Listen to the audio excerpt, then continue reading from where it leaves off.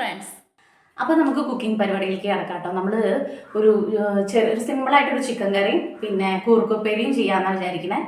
അപ്പോൾ നമുക്കത് എങ്ങനെ ഉണ്ടാക്കാം നോക്കാം. ചിക്കൻ കറിക്കുള്ള ഉള്ളിയും പച്ചമുളകും ഇഞ്ചി വെളുത്തുള്ളിയൊക്കെ ഒന്ന് കട്ട് ചെയ്ത് റെഡിയാക്കാം കേട്ടോ. അപ്പോൾ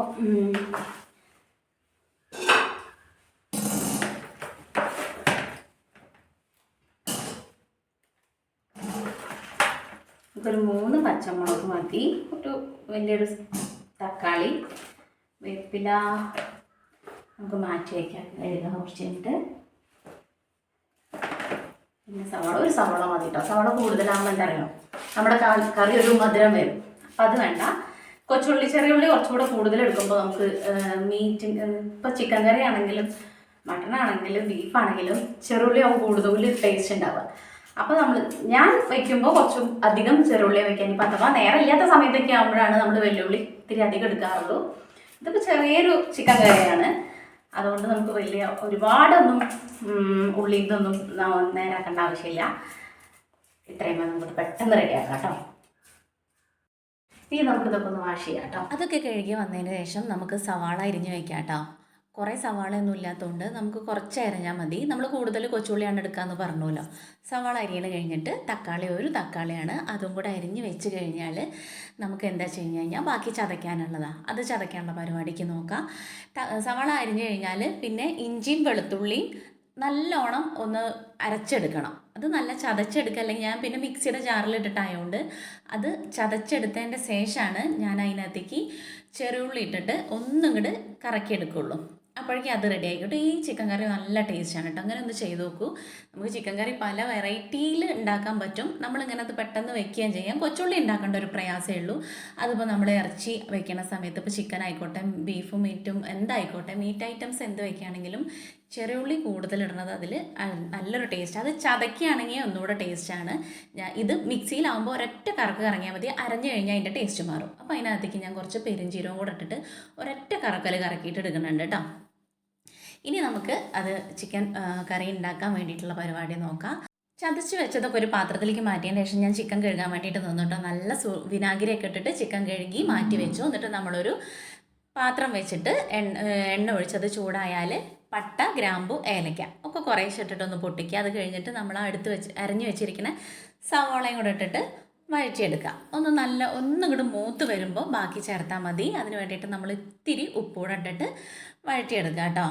ഈ ഇറച്ചി മീനും വെക്കുന്ന സമയത്ത് ഒന്നും കൂടെ ശ്രദ്ധിക്കേണ്ട കാര്യം എന്താ വെച്ച് കഴിഞ്ഞാൽ, നമ്മൾ ഈ വഴറ്റണത് നല്ലോണം നല്ല വഴലണം, അല്ലാണ്ട് നമ്മൾ പൊടിയിടരുത്. ഇത് നല്ലോണം ഒരു ബ്രൗൺ കളറാവണം കേട്ടോ. വെച്ച് കഴിഞ്ഞാൽ നമ്മൾ സവാളയും ഇട്ട് ചെറുള്ളി ഇഞ്ചിയും വെളുത്തുള്ളിയും കൂടെ ഒന്നും കൂടെ വാടി വരുമ്പോൾ നമ്മൾ മസാല ഇടരുത്. ഇത്തിരി ഒരു ബ്രൗൺ കളറാകുമ്പോൾ നമ്മൾ മസാലയൊക്കെ ചേർത്തിട്ട് കറി വെച്ച് വരും. അപ്പോൾ അതിന് വേറൊരു ടേസ്റ്റ് ആവും. നല്ലോണം ഒന്ന് ഇത്തിരി ഈ ഒരു കളർ ഒന്നും കൂടെ ബ്രൗൺ ആയി വരുമ്പോൾ പൊടിയിട്ടിട്ട് പിന്നെ തക്കാളി ഇട്ട് അതൊന്ന് വഴഞ്ഞ് വരുമ്പോൾ ചെയ്താൽ അങ്ങനെ ഒന്ന് ചെയ്ത് നോക്കൂ. വല്ലാതെ നമ്മൾ ഇങ്ങനെ വഴലാണ്ട് അതൊന്നും മൂത്ത് വരാതെ നമ്മൾ പൊടിയിട്ടിട്ട് വെക്കുന്നതും ഇത് നമ്മൾ നല്ല വ്യത്യാസം. അങ്ങനെ ചെയ്ത് നോക്കൂട്ടാ. അപ്പം അതൊക്കെ നല്ലോണം മൂത്ത് വന്നിട്ട് ഒരു ബ്രൗൺ കളറായി വന്നപ്പോഴേക്കും നമ്മൾ തക്കാളി ചേർത്തു.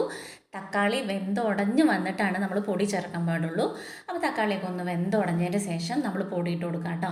മഞ്ഞൾപ്പൊടി, മുളക് പൊടി, മല്ലിപ്പൊടി, ചിക്കൻ മസാലപ്പൊടി, ഇത്രയും പൊടികളാണ് നമ്മൾ അതിനകത്തേക്ക് ഇട്ട് കൊടുക്കുന്നത്. അത് ഓരോരുത്തരുടെ എരിവിനനുസരിച്ചും നമ്മളെടുക്കണ മീറ്റിനനുസരിച്ചും നമുക്ക് എങ്ങനെയാ വെച്ചാൽ അനുസരിച്ച് പാകത്തിന് ഇട്ട് കൊടുക്കുക.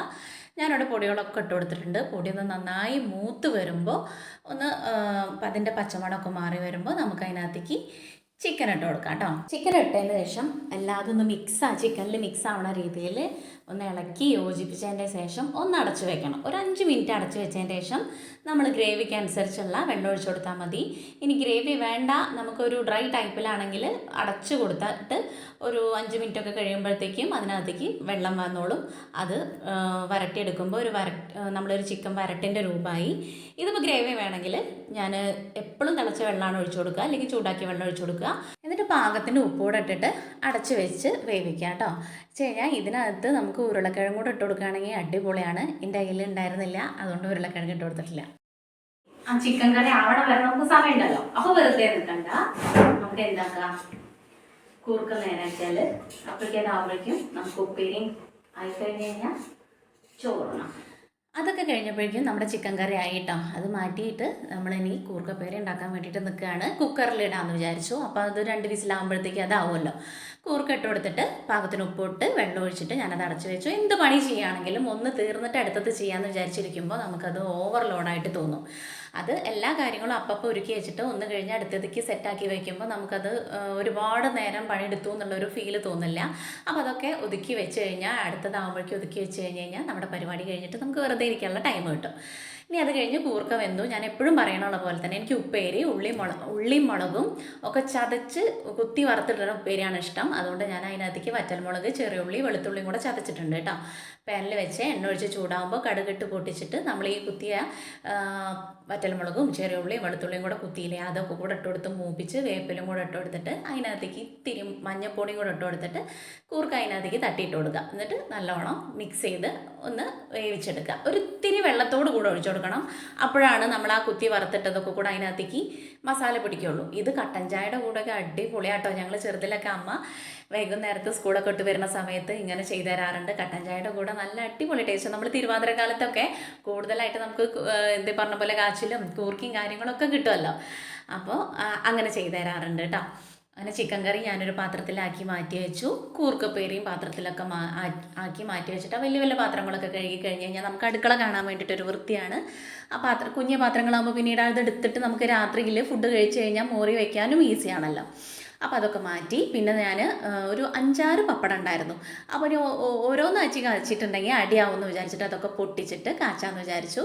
അങ്ങനെ അതൊക്കെ കാച്ചെടുത്തു. ഒരു 2-3 എന്താ പറയുക മുളക്, നമ്മുടെ കൊണ്ടാട്ടം മുളകും കൂടെ വറുത്ത് കോരി മാറ്റി വയ്ക്കുന്നുണ്ട് കേട്ടോ.